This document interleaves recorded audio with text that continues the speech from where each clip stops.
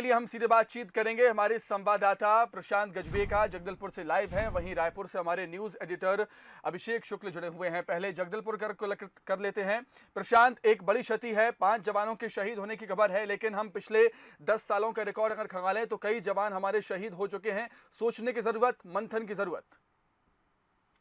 जी बिल्कुल, हाल ही में जिस तरीके से नारायणपुर जिले में एक ब्लास्ट हुआ था, ब्लास्ट के बाद जवान शहीद हुए थे। उसके बाद डीएम अवस्थी जो डीजीपी है, उन्होंने भी हिदायत दी थी कि अब जो है नियमों का सख्ती से पालन किया जाए और सुरक्षा को देखते हुए जो है जवान ऑपरेशन पे निकले। और यही जो है चूक जो नारायणपुर में हुई थी, वो चूक दोबारा जो है ना हो। लेकिन बीजापुर और सुकमा जिले की जो सीमावर्ती क्षेत्र है, सिलगेर का जो जंगल है तर्रेम के पास, वहां पर जवान सर्चिंग के लिए पहुंचे हुए थे। ये सूचना जो मिल रही है कि वहां पर नक्सलियों के जमावड़े की सूचना थी, जिसको देखते हुए डीआरजी और सीआरपीएफ के जवानों को ज्वाइंट ऑपरेशन कर उन इलाकों में भेजा गया था, ताकि वहां से नक्सलियों की अगर मौजूदगी है तो नक्सलियों को वहां से खदेड़ा जाए या फिर एक एनकाउंटर हो। वैसा ही हुआ और हालांकि जवानों को वहां पर पहुंचने की जो सूचना है वो नक्सलियों को पहले से लग गई और उसके बाद बहुत सारे नक्सलियों ने जो है वहां पर फायरिंग शुरू कर दी और उसके बाद जो है ये घटना हुई है। बताया जा रहा है कि फिलहाल भी जो है लगातार रुक रुक कर फायरिंग हो रही है और नक्सलियों का जो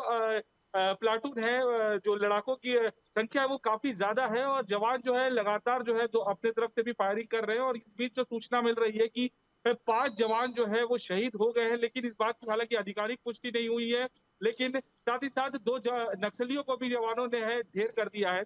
और जो इलाका है वो सुकमा और बीजापुर का सीमावर्ती क्षेत्र है। सिलगेर के जो जंगल है वहां पर नक्सलियों का अमूमन जो है जमावड़ा रहता है। वो काफी अंदरूनी इलाका है, सघन जंगलों का इलाका है। वहां पर लगातार नक्सली अपनी जो है बैठकें करते हैं और जो सीमावर्ती क्षेत्र है सुकमा में नक्सली किसी घटना को अंजाम देकर बीजापुर जाने के लिए जो रास्ता अपनाते हैं वो भी वही रास्ता है। तो उन इलाकों में जो है दबिश देने के लिए जवान आज पहुंचे हुए थे। लेकिन ठीक है कहीं प्रशांत, ना मैं कहीं आपको यहाँ पर रोकना चाहूंगा। इस वक्त हमारे पास एक और बड़ी खबर आ रही है। बीजापुर नक्सली मुठभेड़ को लेकर बैठक चल रही है। पुलिस अधिकारियों की बैठक शुरू हो चुकी है। Special DG Ashok Juneja, DIG Naxal OP Pal, IB director समेत एसआईबी के आला अधिकारी इस बैठक में मौजूद हैं। इस वक्त की बड़ी खबर हम आपको रायपुर से बता रहे हैं, जहां पर बीजापुर नक्सली मुठभेड़ को लेकर एक बड़ी बैठक शुरू हुई है पुलिस अधिकारियों की।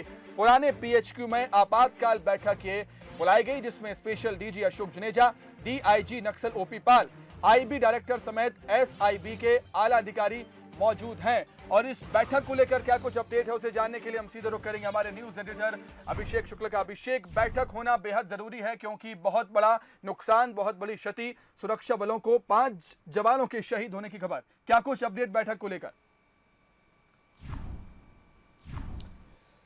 बिल्कुल सुमित, देखिए ये बैठक चल रही है। जैसे ये खबरें आना चालू हुई, ये बैठक चलना यहाँ पर शुरू हो गया था। मैं आपको दिखाऊंगा, हम जहाँ बैठक चल रही है ऑप्स रूम, उसके बाहर ही खड़े हैं। ये तस्वीरें आप जहाँ अंदर बहुत हाई लेवल बैठक चल रही है। Special DG Ashok Juneja, DIG Naxal OP Pal और आईबी डायरेक्टर समेत तमाम बड़े अधिकारी यहाँ मौजूद हैं, जो पूरी स्थिति की समीक्षा कर रहे हैं और बैठक इस वक्त कर रहे हैं। हालांकि पुष्टि कोई भी अधिकारी इस बात की नहीं कर रहा है। बीजापुर से काफ़ी इंटीरियर में ये इलाका है जहां पर ये वारदात हुई है, इसीलिए कोई भी अधिकारी जब तक पूरी तरह से पुष्टि ना हो जाए कुछ भी कहने से बच रहा है। और उम्मीद जताई जा रही है हाई लेवल मीटिंग है, इस मीटिंग के बाद ही कुछ अधिकारी यहाँ पर बाहर निकलेंगे और बोलेंगे। यहाँ तक कि बस्तर से भी जो खबरें हैं वहाँ से भी इस बात की पुष्टि नहीं की जा रही है कि आखिरकार किसको कितनी क्षति हुई है। ज़रूर ये बातें निकल कर आ रही थी कि जवानों को भी नुकसान हुआ है, कुछ जवानों की शहादत की खबर थी, लेकिन पुष्टि कोई नहीं कर रहा है। नक्सलियों के नुकसान की बात भी सामने आ रही है, वहाँ पर भी ये बात सामने आ रही है कि नुकसान उनको हुआ है, लेकिन क्या नुकसान हुआ है, कितना नुकसान हुआ है, कोई भी डिटेल नहीं है। एक हाई लेवल मीटिंग इस वक्त चल रही है।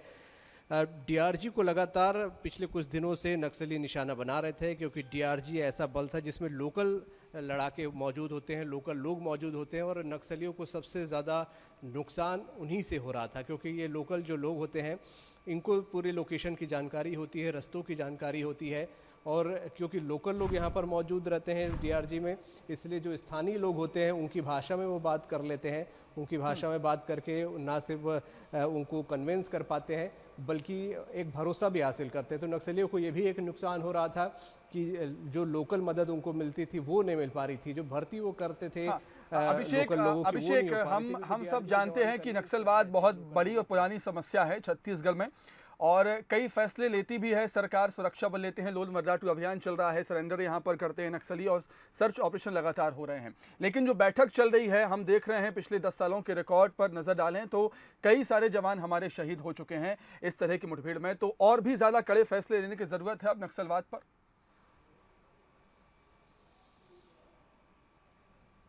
बिल्कुल, कड़े फैसले बहुत सारे लिए जाते हैं, बहुत सारे रूल्स रेगुलेशन बनाए जाते हैं, और लेकिन कहाँ पर जाकर चूक होती है, क्योंकि ये देखिए गर्मी का मौसम है, ऐसे समय में जवान एग्रेसिव होते हैं, विजिबिलिटी बहुत अच्छी होती है जंगलों में, इसलिए जवान अंदर तक घुसते हैं, जो भी उनको टास्क फोर्स होती है वो अंदर तक जाती है, नक्सलियों को खदेड़ती है, नुकसान पहुंचाती है। इस मामले में जो आज हुआ है, क्या जवानों को लिए गलत सूचना दी गई, एम्बुश किसी प्रकार का बिछाया गया। नक्सली जानते हैं कि जवान ऐसे समय अंदर जाते हैं, काफ़ी सघन इलाका है, वहाँ पर नक्सलियों की मौजूदगी होती रही है, नक्सलियों का डोमिनेटिंग एरिया है, वहाँ पर अगर जवान गए थे तो निश्चित रूप से कोई सूचना मिली होगी। डीआरजी और आपको बता दें कोबरा बटालियन का ये संयुक्त अभियान था, तो ये वहाँ पर ज़रूर कोई उनको सूचना मिली होगी जिसके आधार पर वो अंदर गए थे और लौटते समय नक्सलियों के साथ मुठभेड़ यहाँ पर हुई है। तो नियम कायदे और दिल्ली से लेकर राजधानी रायपुर से लेकर बस्तर तक बहुत सी स्ट्रेटजी बनाई गई है, लेकिन स्ट्रेटजी में कभी जवान भारी पड़ते हैं तो कभी नक्सली। हालांकि पिछले कुछ समय से हमने देखा है कि लगातार जवान खदेड़ रहे हैं नक्सलियों को, और ये गर्मी का समय होता है जब एग्रेसिव मोड पे हमारे जवान होते हैं। शायद इसी का फ़ायदा नक्सलियों ने उठाने की कोशिश की है, और ख़ास तौर पे डीआरजी को निशाना वो बना रहे हैं जिसमें लोकल लोग होते हैं। तो बहुत सारे सवालिया निशान हैं जिसका मंथन पुलिस अधिकारी यहाँ पर कर रहे हैं, और जब ये बैठक खत्म होगी तब ये बातें सामने निकल कर आएंगी कि इस बार क्या वजह रही कि हम ये मुठभेड़ हुई है या एम्बुश में फंसे हमारे जवान या क्षति हुई है, तो क्या इसके पीछे वजह है। लेकिन एक बात तो तय है कि एक निर्णायक लड़ाई एक बार फिर से यहाँ पर छिड़ गई है, क्योंकि नक्सलियों को बैकफुट पर माना जा रहा था, लेकिन लगातार 2-3 वारदातें जो उन्होंने की हैं उससे लग रहा है कि नक्सली एक बार फिर से अपना अस्तित्व बताने की कोशिश कर रहे हैं, और ये दिखाने की कोशिश कर रहे हैं कि गलतफहमी में कोई न रहे, वो अभी भी पावरफुल है, उनका अस्तित्व वहाँ पर अभी भी है। बिल्कुल बिल्कुल ठीक बात कही अभिषेक आपने कि रणनीति काफ़ी बनाई जाती है, लेकिन चूक कहाँ हो जाती है ये ध्यान देने की ज़रूरत है। अभिषेक आपका बहुत शुक्रिया, और प्रशांत आपका भी बहुत शुक्रिया हमसे जुड़ने के लिए, तमाम बातचीत के लिए। तो जवानों और नक्सलियों के बीच मुठभेड़ हो गई है बीजापुर में। तर्रेम में नक्सलियों से मुठभेड़ हुई है जवानों की, और 5 जवानों के शहीद होने की खबर मिल रही है। साथ ही साथ 2 नक्सलियों के मारे जाने की भी खबर है, लेकिन अभी तक इसकी आधिकारिक पुष्टि नहीं हुई है। और जैसे ही मुठभेड़ हुई है उसके बाद रायपुर में एक बड़ी बैठक यहां पर चल रही है, पुलिस अधिकारियों की बड़ी बैठक हो रही है। इस बैठक में स्पेशल डीजी अशोक जुनेजा और तमाम आला अधिकारी मौजूद हैं।